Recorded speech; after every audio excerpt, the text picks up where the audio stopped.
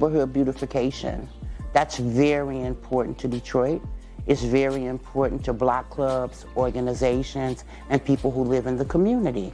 We got started with 2 lots and a vision of a treehouse center. Because if we can take these blighted lots, Detroit give us grants to be able to do something with them that the community wants, it's a plus because we're bringing our neighborhoods back to where we want them to be, where they should be, all because I live in Detroit. This is Alyssa Slotkin, Democrat running for the U.S. Senate.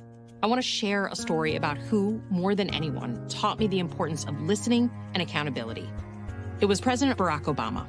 I served in the White House on his national security staff. I got to see him in action, up close, and behind closed doors in the Oval Office. First, he was brilliant, and therefore demanded people really knew their stuff. It was President Obama who grilled me on issues and demanded accountability on what we said and did. That commitment to accountability is exactly the approach I use today, listening to our communities. It's why I've written an opportunity agenda with detailed plans to strengthen Black businesses, increase Black wealth, and provide real opportunities for our youth. Because, as President Obama taught me, you better say what you mean and mean what you say. So that's why I approve this message. All right. All right. Good morning, everybody, and welcome to another episode of The Week That Was. My name is Saeed Khan, and yes, it has been another very momentous week. In case anybody's tuning in from Florida, Georgia, Kentucky, or anywhere else, please stay safe. Please stay off the roads as Helene comes through. But for the rest of us up here in Michigan, awaiting eagerly all you climate refugees, we're doing very well. Thank you very much. Very nice day out there. Yeah. Nicely stated. Yes. Well, we are joined today by President of BME Consulting and former Director of Wayne County Public Services Department, Beverly Watts, pollster Ed Sarpolus, 2 of the lawyerly troika, Joel Sklar and Bill Seikaly, labor and community activist Barb Ingalls, veteran journalist Nancy Derringer, and of course, co-founder of Deadline Detroit, Allan Lengel. Well, Detroit is no longer the largest metropolitan area to have a mayor indicted on corruption charges. It's like the Big Apple decided to, I don't know, is it N block or C block us with that too, with the indictment of Eric Adams on a host of corruption charges. He has very valiantly and stridently said he is not stepping down, and he is leaving it to his lawyers to go ahead and argue his innocence, as he said in his latest press conference. So how big a deal is this? Because they've even involved my beloved Turkish Airlines, saying that he was getting freebie trips on this. What do I have to do to get the same perk? Actually become mayor of New York? A friend of mine yesterday was who used to live in New York City was going through the indictment. He's on a group chat with another person, and he said this is like Kwame but way stupider, because I mean these communications between his staff and the Turkish embassy or whoever he was dealing with that were arranging all of this luxury travel and everything it's like it's too much money for him to fly first class, but you know, what was it, something like quote me a price to fly to Istanbul. Somebody said, and they said $50, and they said, oh no, that's not enough, it has to be something more realistic. And so and then the Turkish official comes back and says, what does he care? He's not going to pay for it. And his name isn't even going to be on the ticket. I mean, it was just like, I want to do a crime. Well, I'm going to help you do a crime. Let me explain explicitly how the crime is going to work. I mean, just like, imagine flying through Paris to Istanbul via Buenos Aires, then on to Paris. Right. Hey, Ed, don't knock it unless you've flown. If you get to turn left when you board Turkish Airlines, you'll do the same, because they fly with their own onboard chef. Oh my goodness. Oh yeah. $50? Let me off one. I want that travel agent for me. Sign me up. And get you guys. trip. Actually, Beverly, next month I got to fly to San Francisco, so I think I'll do Detroit, Istanbul, San Francisco. That's the plan. That's the plan. Okay. And I was going to say, speaking of the former mayor, I heard his message this morning online, and he came out in support of the New York mayor because he said he can relate because this is conspiracy from the Democrats. Of course. Where did he say that? To deliver that message. Where did he say that? It's on I'll give you the podcast, but it's on a podcast. Oh, really? Yeah, so I'll give you the name of it. I don't want to advertise on here, but I'll tell you because that was the first thing that popped up this morning. Yeah. I'd like to write about that. And he's saying it's a conspiracy theory, and he can relate, and he supports the mayor of New York, and this is a conspiracy from the Democrats. Yeah, he gets another. I agree with what good does it do to be a mayor of a major city in the United States if you can't take a couple bribes? It's got to. But Bill, I don't think Billie Eilish had that in mind when she wrote her song "Birds of a Feather." Yeah. Well, there's a meme that goes around periodically on the internet. It's a line from I think it's Modern Family, where the mother says something like, "Oh, come on, Bob, it's one banana. What could it cost? $10?" Which, of course, because she's rich and utterly out of touch, like Donald Trump, and someone's like, "It's a flight to Istanbul. What could it cost? $50?" To get serious, I hate to do this because this is more fun, but go ahead. The solicitation of campaign contributions by a foreign government, very dangerous stuff. That's very dangerous stuff, and it seems, based on what little I've been able to discern, that he's really got a problem there. That's not going to go away. Alan, I was going to say, my analogy is I was watching some video about people talking about weight loss, and one guy says, my weak spot is free food, and I feel with these politicians, it's like their weak spot is trading their influence for money, that they realize how much. I mean, this guy's living the life, living in a going to a, I don't know, what is it, a $7,000 a night hotel room and flying first class and some ridiculous. And then he took matching campaign dollars from the city of $10 million. Yeah. So I agree with Bill. I mean, it's really super serious. And then the fact that the Turkish government, the Turkish official, I guess, said, okay, we need to get into this building for a gathering, a UN gathering or something. And the building inspectors, the fire inspectors said it's not passable. And he said, the guy said, take care of it. And he took care of it and overrode the objections of the fire department. So look, could this also be fair play? I mean, from the terms of prosecution, we're not just prosecuting Republicans. Now we're prosecuting Democrats. I mean, can we argue that this is really showing that the Justice Department, at least the Southern District of New York, is doing their job? Wait. You mean the only people we're going to start convicting are criminals? Yeah. But no, Bill, Republicans. Come on, get with the memo. But it's somewhat, rebuts that argument that this is one-sided. It's not one-sided. You had Hunter, who gives Senator Menendez. Senator Menendez. So I think in some way this shows that the Department of Justice is doing just what it should be doing, and the Southern District of New York is just doing its job equally to all. And I think it's actually, it's okay with but look at and but I get it, and I know the justice cannot wait for nothing or anything. However, could we just wait another 4 weeks? Let's get past the election. I don't want people to be distracted. We need everyone to be focused. Seriously. I mean, if he took the money, whether it's $50 or $50 million, what is he going to do? Give up let's get past November. Actually, Beverly, I think what was happening in New York was about crowd control. Too many people were standing in front of Trump Tower flipping it off. Now they can go to Gracie Mansion and flip that off. So it kind of, distributes it out. I guess. For the rest of the country, though, I have to say, and we're all people that follow the news, and not to be snobby about it, but most people are like, well, of course the mayor of New York is corrupt.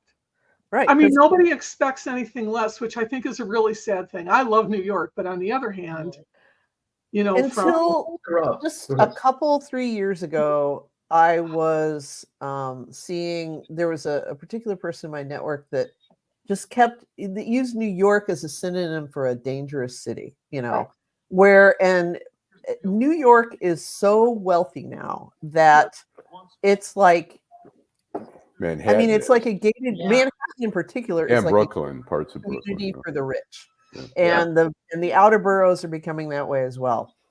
The only danger is that you'll go completely broke. Yeah, exactly. I mean, you are safer on the streets of New York City than probably, dozens of other American cities. Right. But it's like that era of the 70s still sticks in so many people's heads that they just can't, and it never occurs to them to think past it, Look, but, Nancy, my dad's view of New York, actually even before we lived there, was forged by the movie Death Wish. And great movie. And even like when I would go to New York on a trip, he would tell me every single time, don't ride the subway.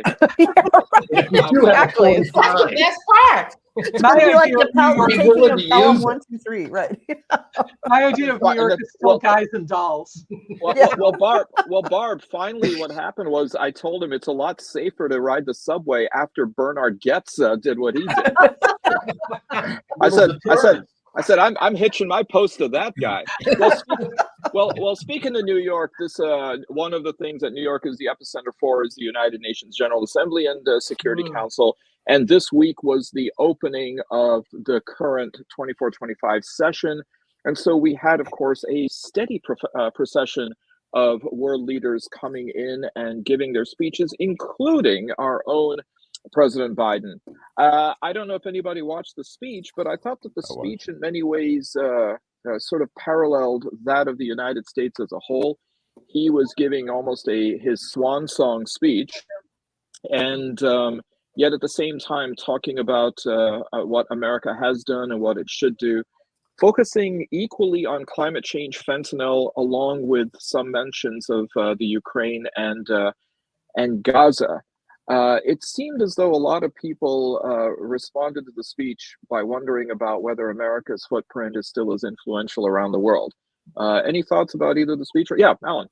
I watched the speech. I mean, I thought some of the content was fine. I thought it was pretty uninspiring the way it was delivered. I was kind of sad about that. And I think, look, even presidents with more energy, like Bill Clinton near the end of their second term, suddenly lose power and lose influence in the world. They become the lame ducks. And I think Biden is not only a lame duck, but also people see him as really a very, very elderly statesman. So I was a little bit like, it was such a great opportunity to inspire, and it was pretty uninspiring speech, I thought.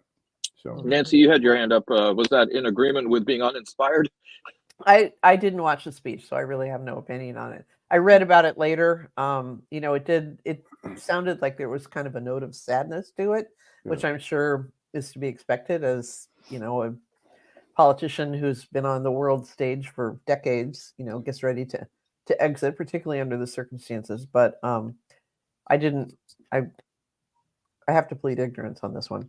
So, yeah, I didn't see a lot of it, but I agree with Allan as it relates to a little sadness. But I think we're going to see more of this. I mean, I make no mistake about it. I love Joe Biden, and I really, really do. When you think about what it means to him, a person who can probably not even remember when he was not a public servant, this has to be sad for him. And so I think as we go along with the end of the year and you hear speeches and you get closer to the end of his term, you're going to hear that in his voice sadder and sadder because, this man has always lived, a public servant life, and it's got to be tremendously sad for him to now turn that page. Right. Well, it's even worse for me is the fact is that he actually now has to act like she is the president. She was the president for the last 4 years. There was no Joe Biden. If you listen to the speeches and the coverage in her speeches, she has been the president. He didn't exist. Right. Well, that's what Trump and Vance are certainly promoting in all of their ads. Bill. Yeah, I watched the speech. I I completely agree with Alan's perspective on it. I thought the words were great. I thought the delivery was lacking. But in a far broader context, you look at what is going on at the UN. Bibi Netanyahu also spoke. I want to get this quote right, which means I need my glasses. And by the way, I mean, technically speaking, he should have been arrested because of the International Criminal Court's warrant against him. You might want to address that, but I'm considered biased. I'm trying not to. But here's what he said about the UN at the UN. He calls it a contemptible house of darkness and anti-Semitic swamp of bile. When you have members of the UN talking about the UN that way, and when you can't get some agreement about what the UN should be, when we bring our darker side in rather than our angels in, I think that this does not bode well. The United Nations is looking more like the League of Nations recently. I agree with that. Well, Bill, John Bolton actually said, "Well, that's my blue pill for the day." So there was some agreement with Netanyahu. I watched his speech this morning. As always, it's disappointing. I don't trust the guy. It's sad because the guy has no end game. It's like just war. We'll fight till we win. I mean, we've seen in '82 they went up to Beirut to get rid of the PLO. I mean, every war we've seen, like in Afghanistan, we're there 20 years, and it's always 42, Alan. I mean, okay. we were there in a proxy war. But it's always, these wars are never ending, and you can always say we need more security and we should keep fighting and stuff like that. But this guy, I mean, you can't trust him, one, because he's trying to save his job, so we don't know whatever he does, whether it's for good or bad. And it's sad. It's sad that he's the man delivering a speech that's so important at this time. And I mean, it's sad that he's drawing the entire world into a potential cataclysmic event. I agree with what you're saying, Alan. I don't disagree with what you're saying. The unfortunate problem is that while other nations are talking about the need to find a peaceful solution in the Middle East, Netanyahu could not do more to prevent that. He's expanding the war, not restricting the war. He's doing everything he can to make sure that there can be no peaceful resolution, that the hostages won't be brought back home, and that, we talked earlier on, I went back and looked at one of the old shows. Alan, you and I agreed what we need to do to get rid of organizations like Hamas is to have a Marshall Plan for Gaza. Anybody believe that's in the making? Anybody believe that anybody's thinking about rebuilding Gaza? Anybody worried about the Palestinian people? Or are we just looking to get rid of them? And I think that when Israel sends Netanyahu to make that speech at the UN, it just furthers that problem. I want to just add one thing, though. I was reading Haaretz, and look, I think there's extremists on both sides here, and the thing is, and I think both sides have sabotaged some of the talks. But I was reading and saying that in the last few weeks, that Sinwar has not responded to any dialogue at all, and there's some question whether he's even still alive or he's just decided to go further underground. But I don't know. I mean, like I said, there's extremism on both sides, and it's not good for the people who are suffering. Except that we, the American people, are arming the extremists on one of those sides. We are, the American government, our tax dollars are going to fund the bombing in Gaza and in Beirut and in southern Lebanon. I don't disagree with you. There are extremists on both sides. I don't disagree with you. The Palestinians are caught in the middle. I don't disagree with you. The Israelis deserve to have security and peace. However, the United States government is the one providing the weapons to do this destruction. I think it requires us to take a more careful look at our role. No. Well, as Joel, sorry, go ahead.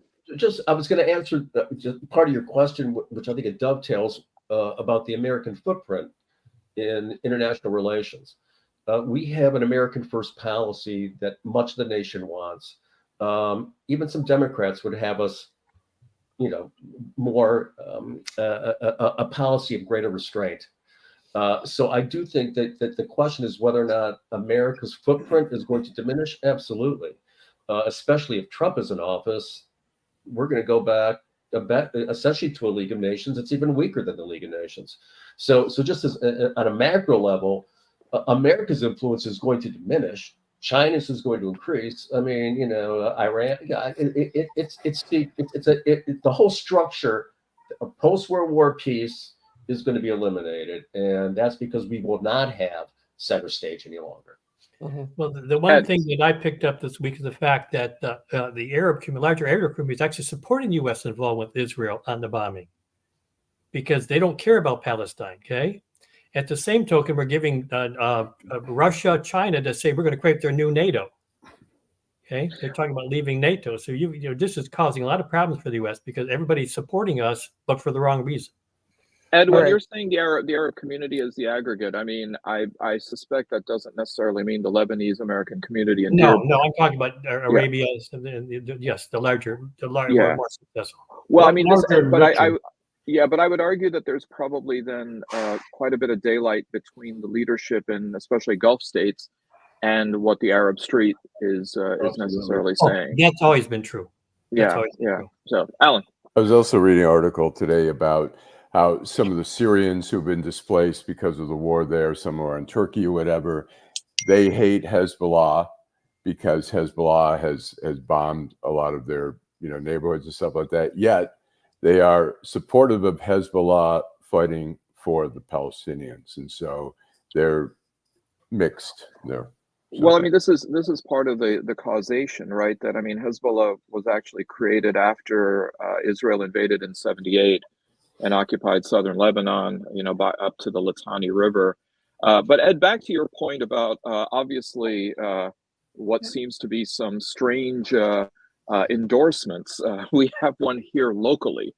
The mayor of Hamtramck, Amer Ghalib, Yemeni American, standing shoulder to shoulder with none other than former President Donald Trump on his recent visit to Flint, representing one of the countries that Trump had placed on the travel ban and has pledged to do so on day one again, endorsing the Donald for the elections. And Allan, I know you wrote extensively about this.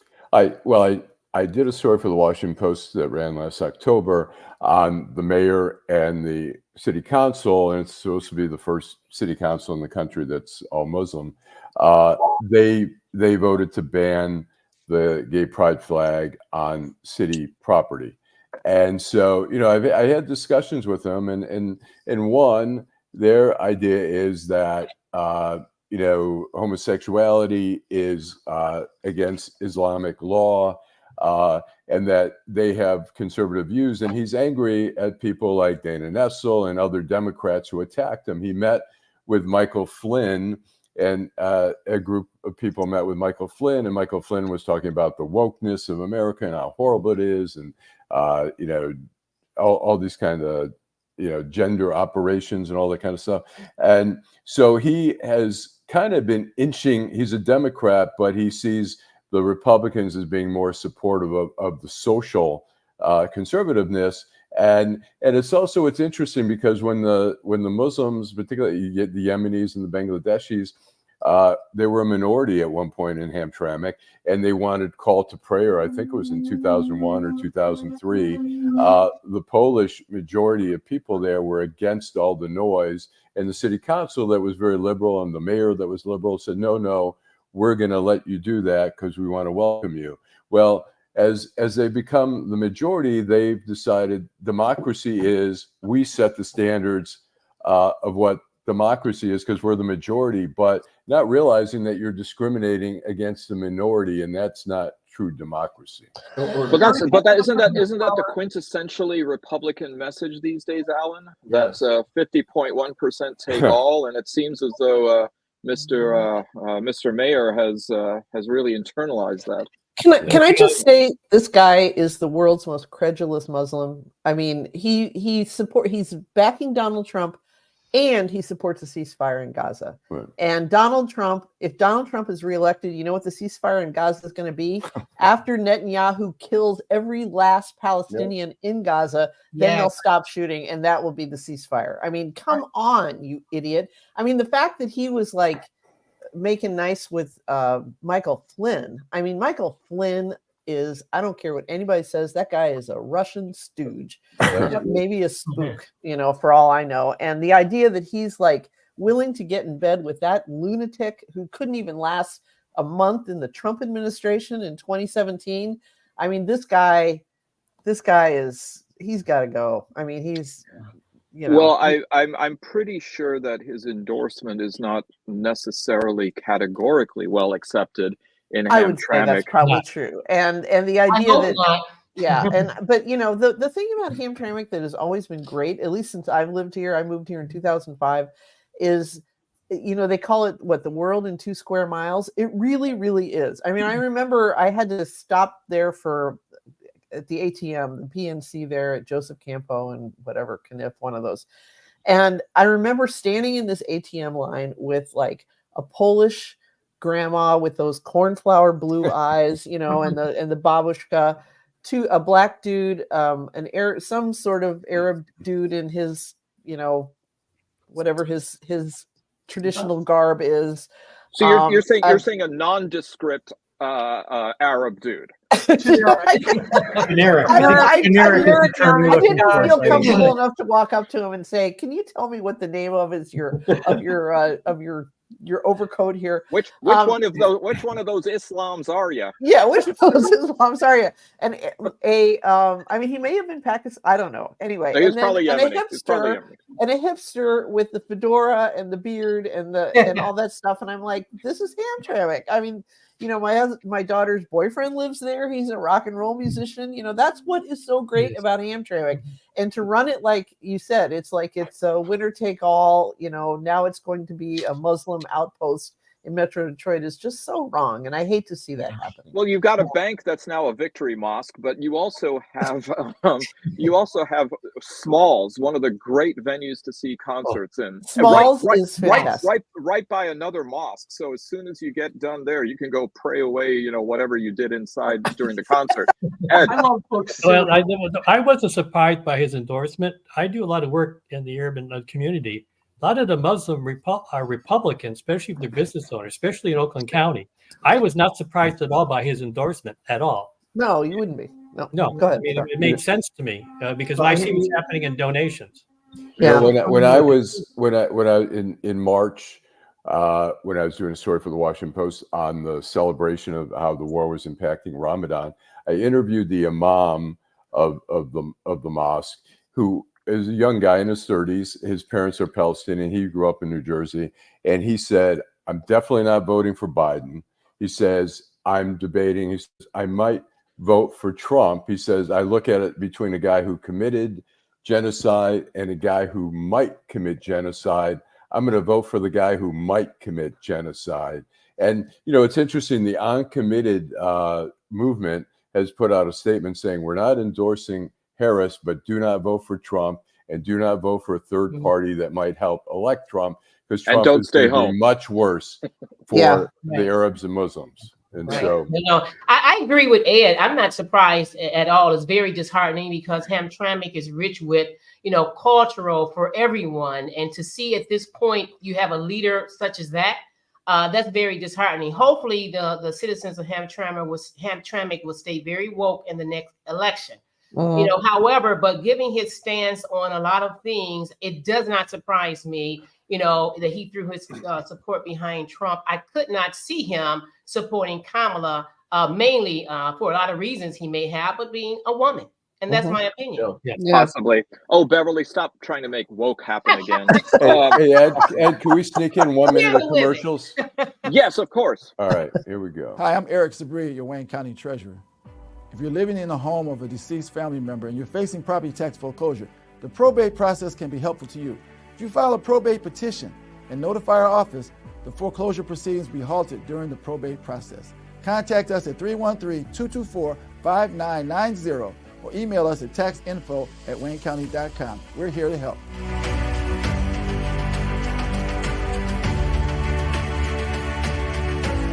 Hi, I'm Vanessa Moss.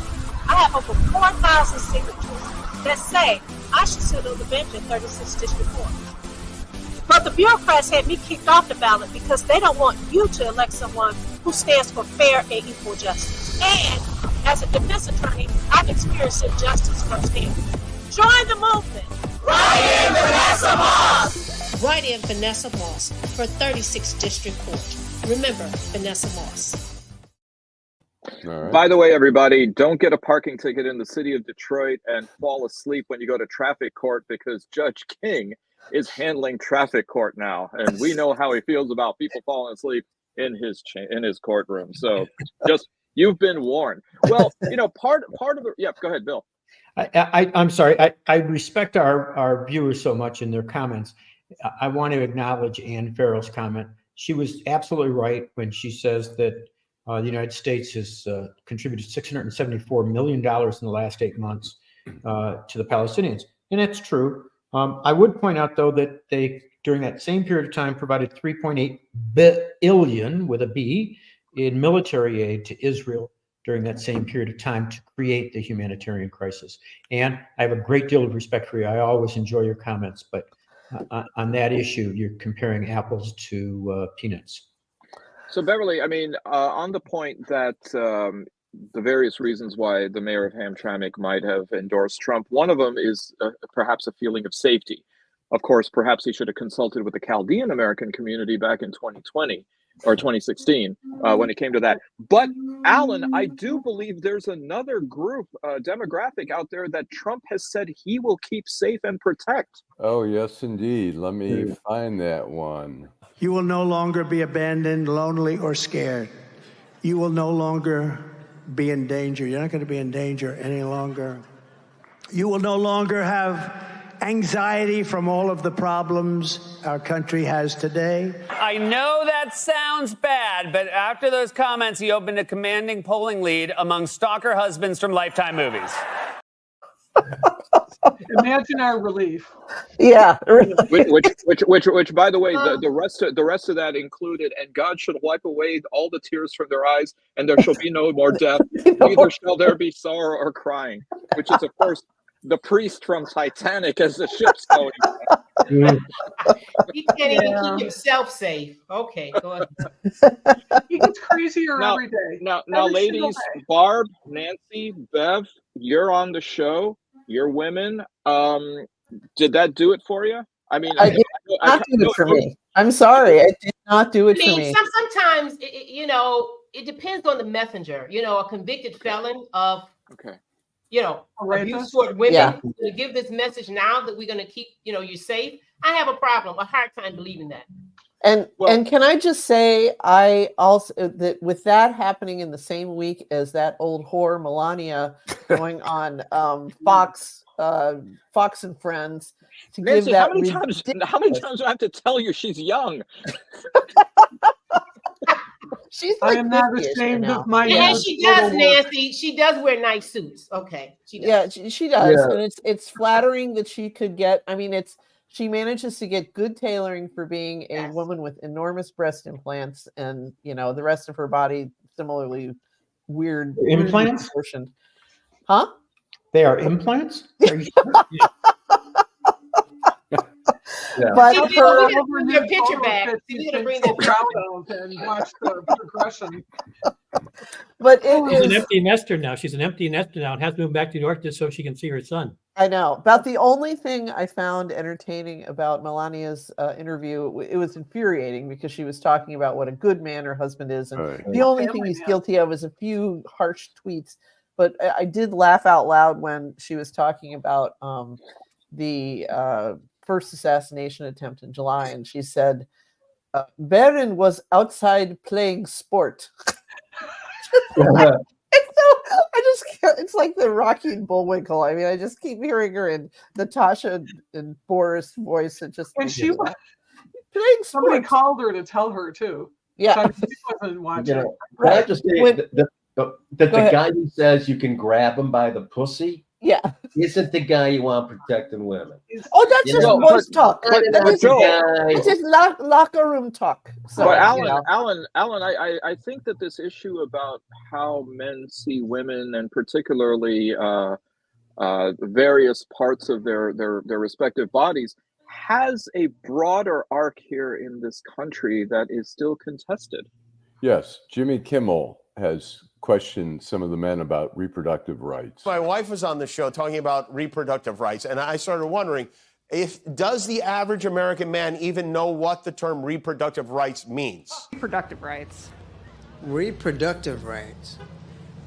I don't know, just reproductive rights? What are reproductive rights? You know, I suppose you don't think about that kind of thing unless it's a problem. Certain states don't have reproductive rights anymore? Every woman has reproductive rights in this country. Okay. So your question is not focused right. Look, this stuff matters. When I was a kid, my dad taught me about the birds and the bees, but being a doctor, he taught me every term in Latin because he wanted to make sure that when he sent me out, that the only chicks I could score with were ancient Roman. And boy, what a way to C-block his son. I was going to say there's something about the word vulva that is just it comes from the deep in your throat. We're laughing because it's funny, but you're almost about five weeks out from the election, and if that's true, this is sad. If individuals really do not know the true meaning of reproductive rights for women. This is also Southern California too, so Yeah, I hope they go and vote. Go ahead, Bill. I'm sure Ed can confirm this, but when I was in college, we did a survey. A bunch of people did these things where you went around and read the first 10 amendments to the Constitution, and people wouldn't support them. What do you guys? Communists? Sounds communist to me. Yeah. Well, you remember in the late 70s, they didn't even know if Jimmy Carter was president. Right. So it does help to explain why the race is so close. First of all, happy 100th birthday to Jimmy Carter. He's been alive for more than 40% of this country's history. And Ed and Bill, thank you for confirming me that even probably a decade later, pickup lines were just as bad. Going around reading the first 10 amendments, you think you're going to really score with that? Is he really? Is today his birthday? Now that explains Bill's picture. Okay. Is today Jimmy Carter's birthday? I'm not sure. I mean, it's coming up. Like close, a day or so off. Okay. It's actually okay. Alan, look, I said something to piss you off. October.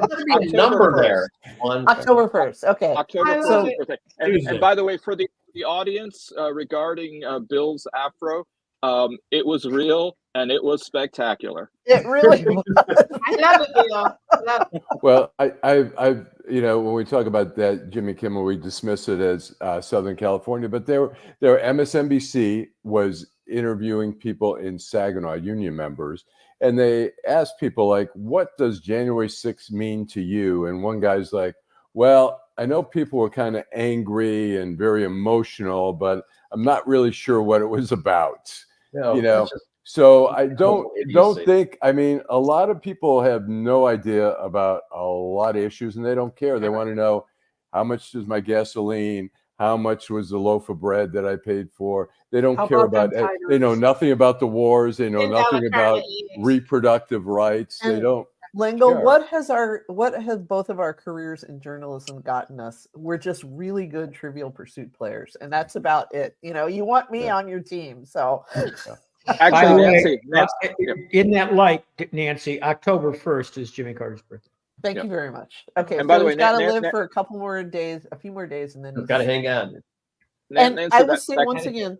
Oh, go ahead. No, I go will ahead. say Go one. ahead. Well, Saginaw is not the Mecca. It's not New York City. It's not Chicago, but it is America. Yeah. And there's a But lot it is of the birthplace of me. That's there's what a Can I lot. just You and Yeah. Stevie Wonder.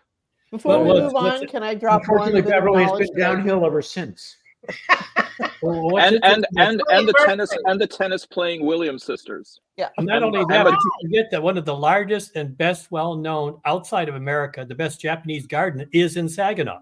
Yes. Wow. Who knew? And That's a we make the tribute. best tacos. People would not know that. Few people. And Yeah. can I just say this too? Jimmy Carter and Berry Gordy Jr. are second cousins. Really? You did not know that. I had All right, no- this is I love this. What's the We connection? recently took house guests to the Motown Museum, and I told this to the tour guide. He did not know. I'll be as brief as possible. Everyone who remembers the Carter administration remembers Ms. Lillian, right? Jimmy's mother. Okay. Ms. Lillian's grandfather was Ms. Lillian's maiden name was Gordy, and her grandfather was a slaveholder in Georgia who had a second set of children with one of the women that he had enslaved on his farm or plantation or whatever it was. And farm, yeah. Berry Gordy and comes from that line. And so Berry Gordy and Jimmy Carter share a great grandfather, which makes them second cousins. Wow. Hey, Nancy, Why is doesn't that everybody know this? This is the weirdest thing in American Nancy? Is that the inspiration to the Supreme song "Love Child"? Right. It could be, but you know, I it think tells you're you right. something that two men who have been so consequential in American history Right. are that closely related to a slaveholder. It just shows you how close slavery is to our era. People think of it as ancient history. It is not. It's history, but it is not ancient. It's you know. Well, so there you it go. also shows you divergence, kind of like the movie Twins. You know, with Danny DeVito and Arnold Schwarzenegger. Well, I wonder So- if they ever talked about it. I'm sure they, you know, True story. like, hey, cuz, I don't know. It's just, it But the just reunion- blows That's a great I'd movie. like to, Yeah. if I can ask Ed, is a little bit of a jump here about the polls that we're seeing. I think everybody's trying to figure out, you know, I mean, the latest polls show really close to Michigan, close. You know, Harris has got a skosh of a lead there. What's your interpretation of all the polls that are coming out? Well, first of all, Trump has a lock in between 46 and 47% on election day. That's true nationwide. Okay. Reason Saginaw has become, because suburb out of this over 500, whatever number of counties in the United States, Saginaw is right in the middle. There's so many people more purple than Saginaw and blue than Saginaw. And they predicted the presidency right now since 1992. That's why it was picked. And what the polls are showing the fact is coming down, do African Americans respond to the polls? Our problem right now is turnout on the Democrats. When blacks are excited about voting, poll numbers go up for Kamaras. When they go down, turnout, then they go down. Okay, so there's still an issue of turnout. That's what the polls are showing. It comes down to turnout for Kamala. Kamala. And so, what do you say, Michigan? If you had to predict Michigan, where Right now, Kamala does have a lead. Okay, but she's still like Hillary. She's still below 50%. She still hasn't broken 50%, and that's what the problem is. Wow. I think we're going to go blue. We're going to stay blue. And to Ed's point, he's absolutely correct. And that's why the colleagues and a lot of us who are stumping, we're making sure that, more importantly, the turnout is great. I mean, it's a great effort that's going on every day, going to lead all the way up to November 6th in Wayne County, particularly in Detroit and those urban areas. And we're encouraging them, do not just vote for Kamala, go up and down that entire ballot. Well, here's something why I'm glad you brought that up, Beverly, because when you look 16 to 20, Detroit determined the election, okay? And in 2016, 6% of the Detroit vote was third party. That was about 10,000 votes that could have went to Hillary that went to third party candidate. Right. Okay. Now in 2020, there was almost no third party vote in Detroit, and Detroit upped their turnout by almost 10 to 15, 13,000 votes. So it comes down to turnout in those very urban core districts that we need to get. And one thing I can tell that the former president did, he totally energized. They always was a great part of this voting election in America, Yes. the Haitian community. He's really energized them now with this rhetoric over the text. So hopefully we're going to see greater numbers in the Haitian community as well in this election. Ed, how much do you think? I mean, the House GOP just passed a spending resolution in Congress defying Trump in many ways. Do you think that there's any softness left in the GOP that this might be seen as a betrayal by Trump, and therefore people might consider voting for someone else? Well, the problem is not that. Is Johnson needed to do that to save any hope of maintaining control of Congress. Okay, Trump is not part of the argument. This is about Mike Johnson trying to save his majority. That's what the whole debate is. Okay, the biggest problem with Trump is the fact is that he's pissed off evangelicals. He pissed off all the religious groups. That's what's going to determine this, and whether or not what do the young males decide. Most of the young males over 25, not the really young, they have to decide who they're going to vote for, because they're not Trump and Biden. They don't know, do they want Trump because he's the kind of life they want, or they really want something to their benefit. Right now, it's getting down to that male vote, because we're getting super vote for males now voting for Trump. The women's already there, but usually the men tend to be soft in between. The trouble right now is the male vote. Well, here we have it's interesting how this ad, I think, in the Lincoln Project is trying to appeal to men. It's of Sam Elliott, the very macho dude. And here's just a little brief snippet. It's by the Lincoln Project. Kamala Harris has more courage, more honor, more guts than this guy ever had. So you decide, are we really going back down that same fucking broken road, or are we moving forward? And I was going to say real quickly that I do agree with Ed's analogy. However, I think most of us can say in our households, when men are slow on things, at the end of the day, when we get closer to it, the women are going to prevail, because you have to live with us beyond election day. So I think of nothing else, you're going to vote that way because you want, stability in the household after election day. So I still think we're going to win with the men at the end.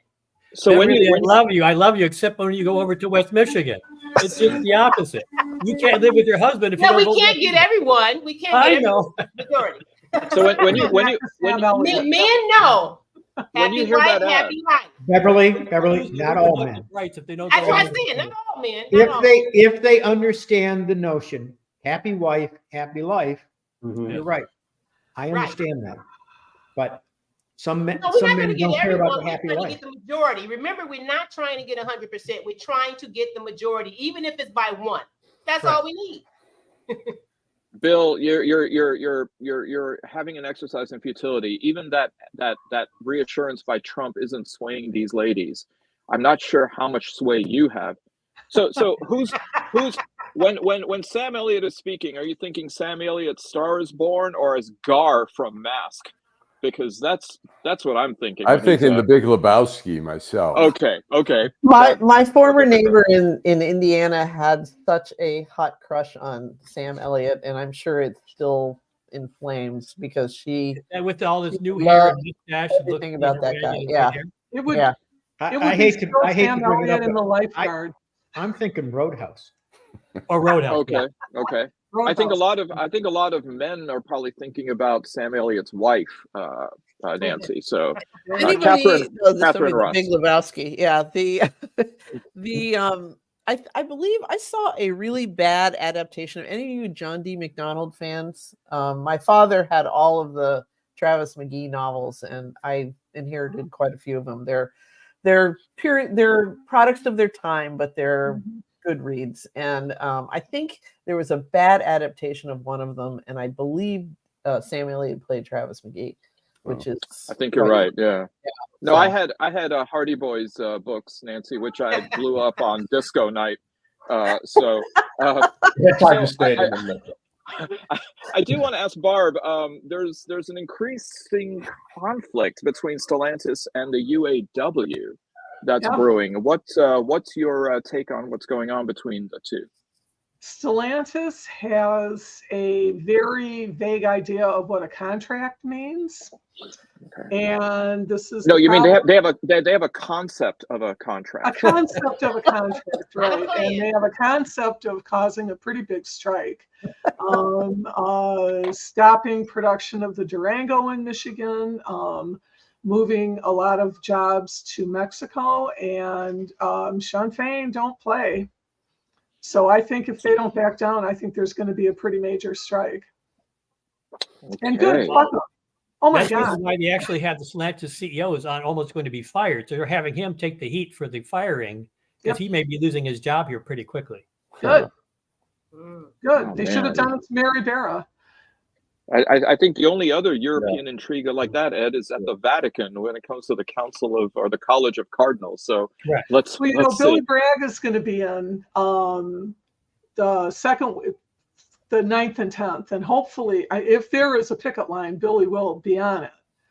We've been talking to him, and we're trying to get him together with Sinn Féin. But but Fain's he's a busy man. It's interesting. So because he's been stumping for Kamala, and then it will be a very large strike. He's very. And I hope it ends quickly, but because that's not good for anybody. It's easy to say that, but that is a hard thing to live through. So I hope. Remember, Fain's under investigation too for his own problems. So Yeah, he's not but- on that either. They're not going to let him alone because the people that did not like what happened to the other UAW presidents, and they are in jail where they belong. Correct. Yeah. But Ed, he's no Eric Adams. He doesn't fly Turkish Airlines, so I think it's pretty And you safe. got to remember, just because people are being investigated, we got to remember that doesn't mean you've done anything wrong. Seriously. Also true. Yes, that innocence till proven guilty inconvenience that we have Well, there. there Bev. you go. Proven guilty because he is losing staff already. He has been losing staff. What's interesting, his favorite congressman is Rashida Tlaib. Yeah. Oh, very. She's one of mine. Okay. Hey, Alan, I thought what we would do, given the amount of schmuckery that seems to waft through every possible area of our lives, that we would have an extended final segment. Can I play So one more? Yes. Couple Yes, of course. commercials, and then we'll. Neighborhood beautification. That's very important to Detroit. It's very important to block clubs, organizations, and people who live in the community. We got started with 2 lots and a vision of a treehouse center. Because if we can take these blighted lots, Detroit give us grants to be able to do something with them that the community wants, it's a plus because we're bringing our neighborhoods back to where we want them to be, where they should be. All because I live in Detroit. This is Alyssa Slotkin, Democrat running for the U.S. Senate. I want to share a story about who, more than anyone, taught me the importance of listening and accountability. It was President Barack Obama. I served in the White House on his national security staff. I got to see him in action, up close, and behind closed doors in the Oval Office. First, he was brilliant, and therefore demanded people really knew their stuff. It was President Obama who grilled me on issues and demanded accountability on what we said and did. That commitment to accountability is exactly the approach I use today, listening to our communities. It's why I've written an opportunity agenda with detailed plans to strengthen Black businesses, increase Black wealth, and provide real opportunities for our youth. Because, as President Obama taught me, you better say what you mean and mean what you say. So that's why I approve this message. And It's weird. going to the last. All right, are you ready? Downtown Detroit, Robert Wells, Schmuck of the Week. Well, this extended play of Schmuck of the Week has been brought to us at the urging and suggestion of none other than Nancy Derringer, who claims that we are living at a time of, to borrow from one of her favorite artists, Warren Zevon, a dirty life and times. So, in honor of both the dearly departed Warren Zevon and Nancy, you go first, Nancy. Okay, I'll go first. We already covered one of my schmucks, which is Amer Ghalib. I'm sorry, I don't have the BBC pronouncer. How does he pronounce his name? It's Amer Ghalib. Amer Ghalib. Okay, Amer Ghalib, mayor of Hamtramck. I already said my piece on him, but there's 3 others on my list. I mean, I was amazed. I always make this on the other side of my planner. I always put my schmucks as I think of them during the week. And so first on the list is RFK Jr., who came out this week against fluoridation of water. In the past, he has also endorsed raw milk, and he has the gall to be running I don't think he's not running for president, but he's running to be like, the third suck ass from the right to Donald Trump with his own slogan, "Make America Healthy Again." And he's already come out against two of the most important public health advances of the 19th and 20th century, which is, of course, pasteurization and fluoridation of water, and which has saved, millions of lives. Pasteurization certainly has. And as far as fluoridation of water, I mean, a lot of us are a little older here. We all remember when grandma used to have dentures, and it was kind of like a given that as you got older, you needed dentures because your teeth would be rotting out of your mouth. That is not the case anymore. I have all of my teeth. Most of you probably have all of your teeth, and I don't intend to ever get dentures. And I credit that to healthy or going to a dentist, and mainly to fluoridation of water. So it's like this guy wants to make America healthy again by coming out against a whole, and never mind. And then vaccines. I mean, we can also talk about vaccines too. Oh my God. So he's number one. The next one is Clay Higgins, racist Louisiana, who tweeted a open threat to the Haitians and other immigrants in Springfield, Ohio, and everywhere else. He says something like, "You better get out of our country by January 20th, or we're coming for you," essentially. Mm-hmm. And he deleted it later. He claimed that he prayed on it because he's such a good Christian. But, I mean, he's a racist piece of shit, and he demonstrated he's a racist piece of shit.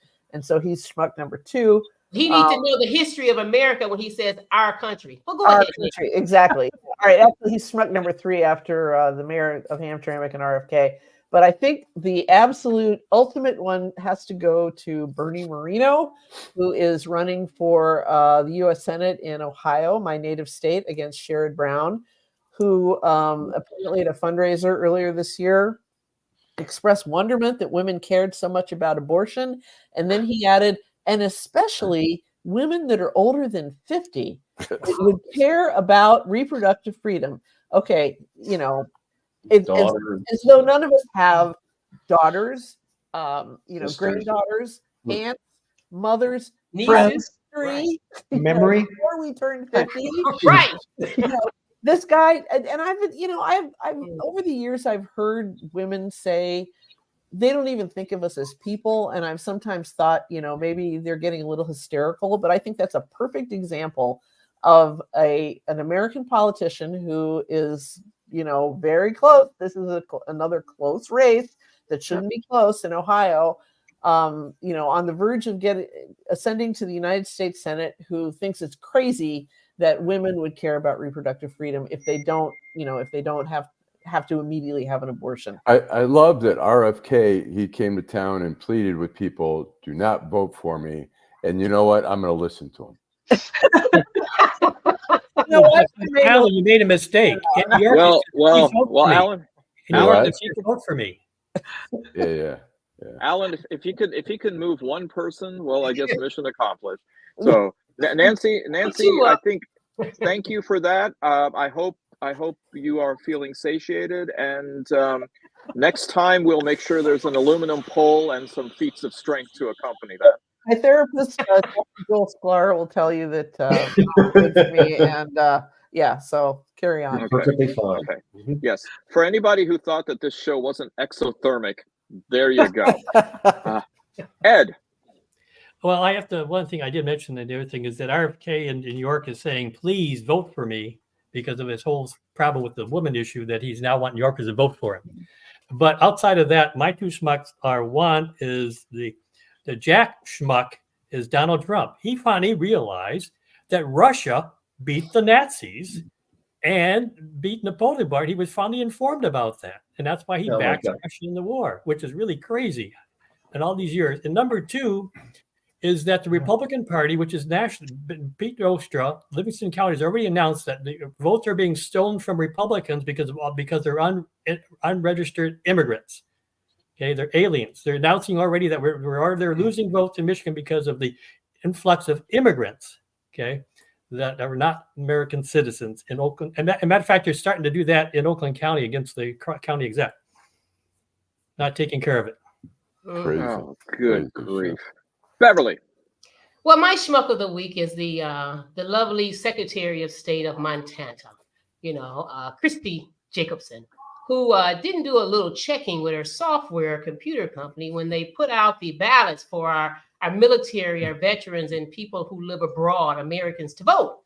And then after it was discovered that Kamala's name was not on the ballot, she said basically only one person had contacted their office and brought that error to their attention, when in fact it was more individuals who caught that error. So she is my schmuck of the week with a key role. I love Montana, that state, but I think in her role, and she's running again for election in November, but I think this is something that is vital, that she should make sure her and her staff fact check and check the system before they put it out. So having not done that, she is my schmuck of the week. All right. The big lie from the big sky. All right. All right. Joel. I got three. One is the demonization of immigrants is god awful. Anybody who's demonizing immigrants just because they're immigrants from wherever they come from, you're a fucking schmuck. And you gotta get your shit together and think straight. Okay. Two, I have Perry Farrell from Jane's Addiction, who was on stage at a concert and apparently was upset that he could be heard and began to fight with his guitarist. And then the bass player came by and a bass tech kind of roughed him up, took him backstage, where apparently he slugged Dave Navarro. And today they announced they're no longer really a band. So, the lesson is, if you got problems, take them backstage. Don't be so fucking public. So the third one is Rudy Giuliani, who just got disbarred in DC.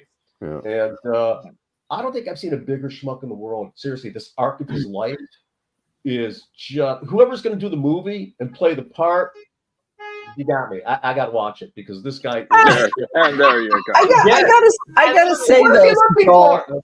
I think that Giuliani's fall can be traced directly to alcohol. Okay, I mean, I think that he's basically a big old drunk, and he's just lost control. No, Nancy, I think it's a hair dye.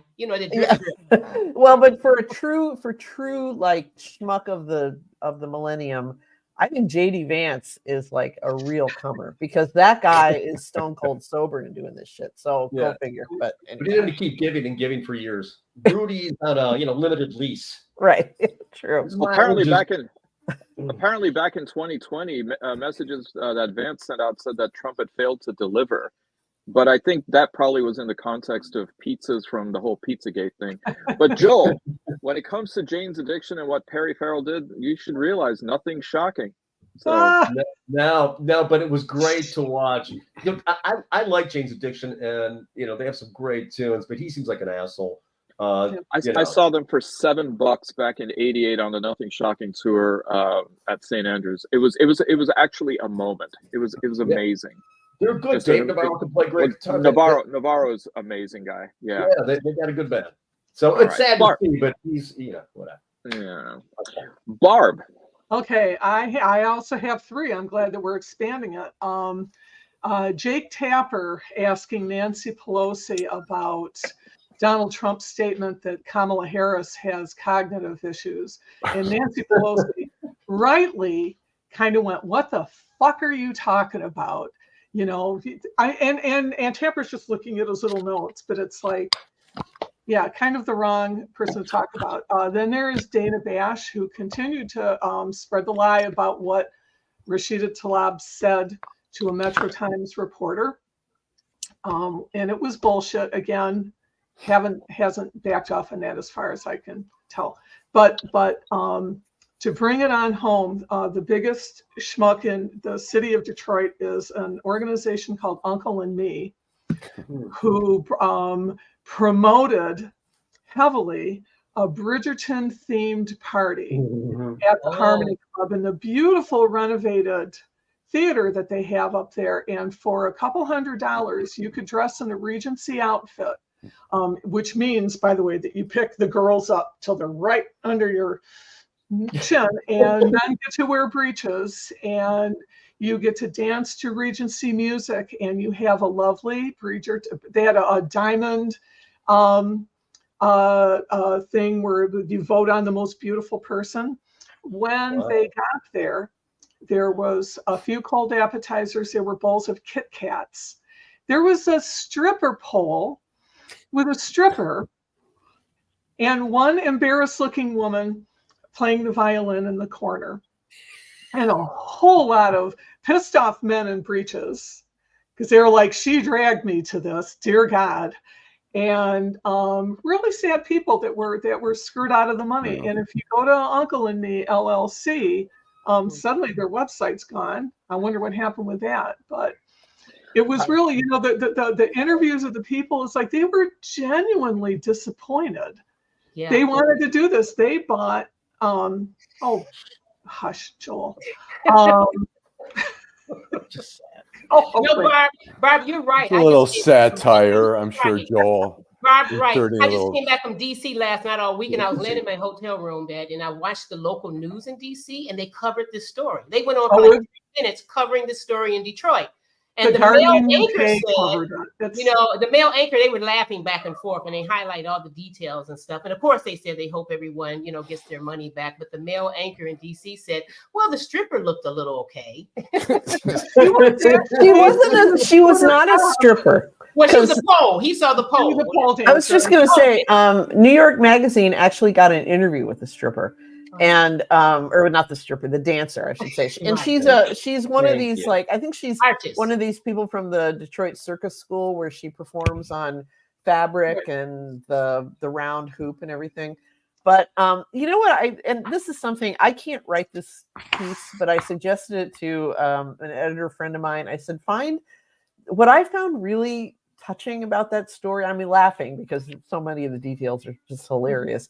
But Bridgerton has a very strong Black fan base, mainly because they practice like modern casting where they don't consider race in race-blind casting, I guess you'd call it. Right. And so the Queen of England in this fantasy version of England is Black, and nobody says, oh, Queen, so-and-so is Black. And, right. Yeah, I mean, they basically just take all racial issues off the table and allow, actors of color to play these parts that they never would have.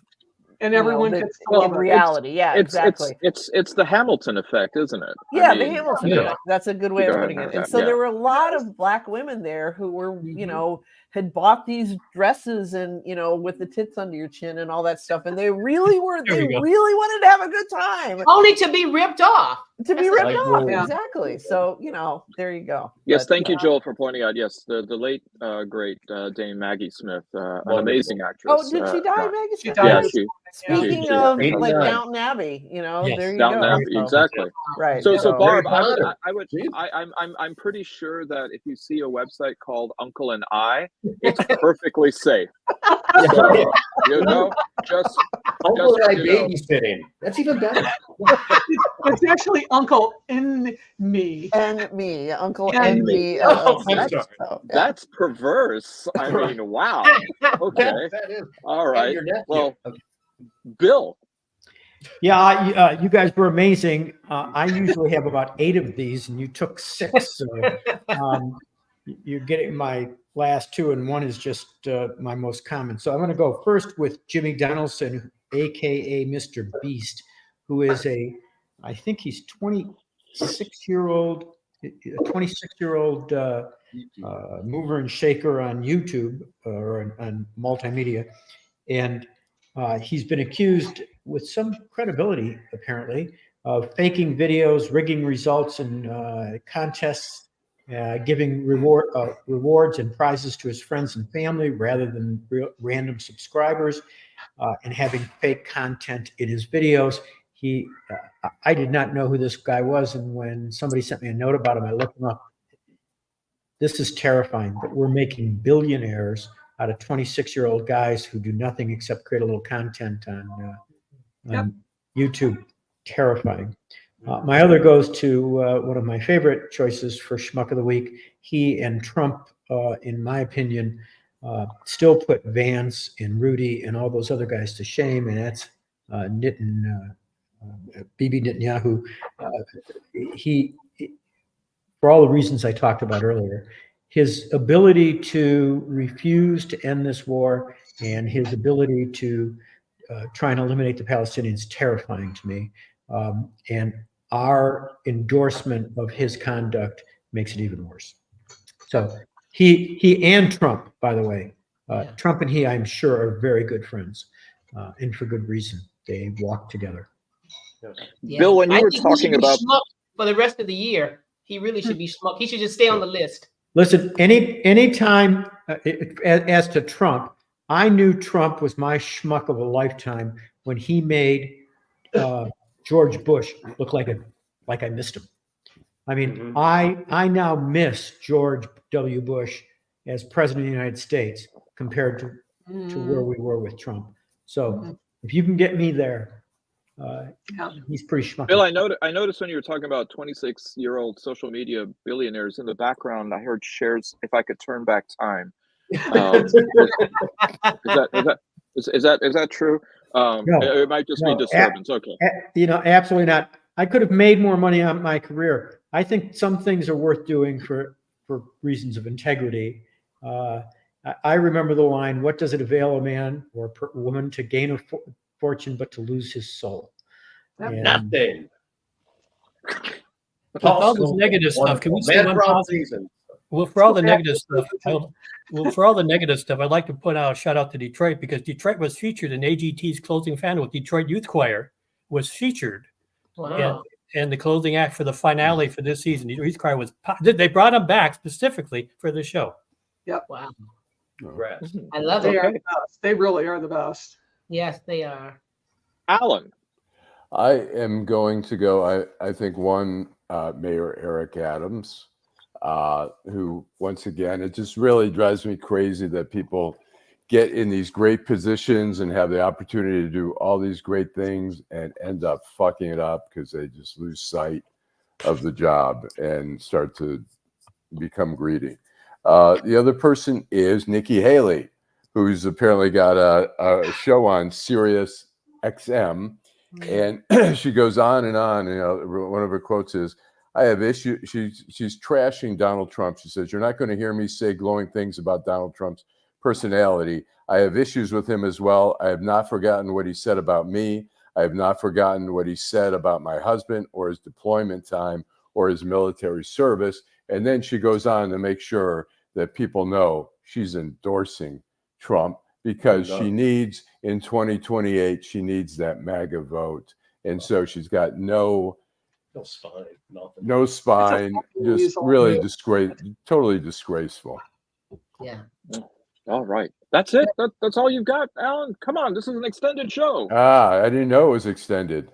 Allan, you're not going to say anything about the Tigers? Go Tigers. I want to say something, though. Actually, I have a story in today's Deadline Detroit that those of you who are true Detroiters remember Chung's over at Cass in Peterborough was closed. And now they are planning on putting in 3 Asian restaurants, at least 1 Chinese, and they're hoping for 3, but at least 1 Chinese and 2 other Asian restaurants are going to be there. So I think it's really cool, that area. Well, you'll have the Peterborough, which is an Asian restaurant nearby, but these, Asian-ish. Asian-ish. I mean, I got something called a cheeseburger egg roll there. Oh, right. Yeah. Oh, bastardization of Asian food. Although it was delicious. It was very good. So there you go. I had a corned beef egg roll the other day at a place called Lefty's. I have to tell you, it was amazing. Was it good? Okay. Yeah, I liked it.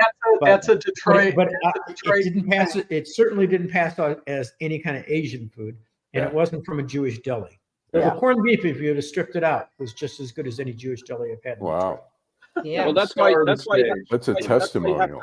That's why you have to deconstruct the whole thing. You take out the corned beef, you eat that sort of on the Jewish side, and then you use chopsticks for the wonton part. So you have to put some work into it, Bill.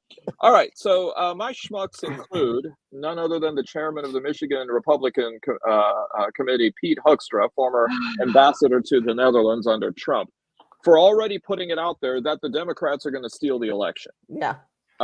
This guy's not exactly known for his truthfulness. I mean, he was a proponent of the false claim of WMDs in Iraq. Hysteria mongering when they were looking to shut down Guantanamo. and perhaps move some of the people to maximum security facilities in Michigan, and thinking somehow the other they were going to escape, like near Hancock, and then also trying to block Syrian refugees from coming here because they would be a dangerous element. Can't get more squirrely than him, except if you are Secretary of State Anthony Blinken, who apparently buried the determinations made by USAID and the State Department's own Refugee Bureau that Israel was preventing humanitarian aid from reaching the Gazans, which would be in violation of U.S. law, which would then subject Israel to sanctions, including the suspension of weapons shipments. Anthony Blinken actually flat out lied in front of Congress. And although he is facing a contempt charge on the Afghanistan withdrawal, he seems to be skirting through this. But the ultimate schmuckery, I thought, was the deputy mayor of Jerusalem, Fleur Hassan Nahum, who on the Piers Morgan show asked, where are all the Palestinian Mandelas in Gaza? To which Aaron Mate, the son of Gabor Mate, replied, well, tens of thousands of them peacefully protested Israel's siege and ethnic cleansing of Gaza back in 2018 in the Great March of Return.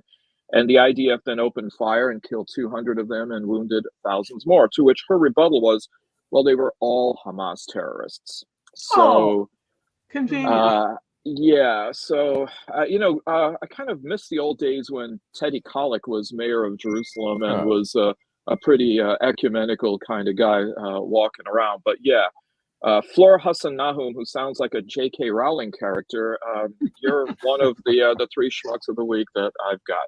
Well, listen, thank you all for being on yet another great and robust show. And I hope everyone feels a little bit more cleansed after the extended schmuck segment.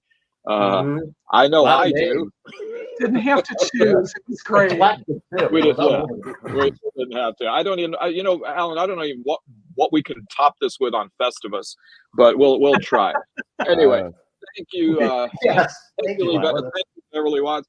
Thank you, Ed Sarpolus. Thank you, Joel Sklar. Thank you, Bill Seikaly. Thank you, Barb Ingalls. Thank you, Nancy Derringer. And thank you, and with the last word always, Allan Lengel. Drive home safely. Have a great week and go Tigers. Go Tigers. Go Tigers.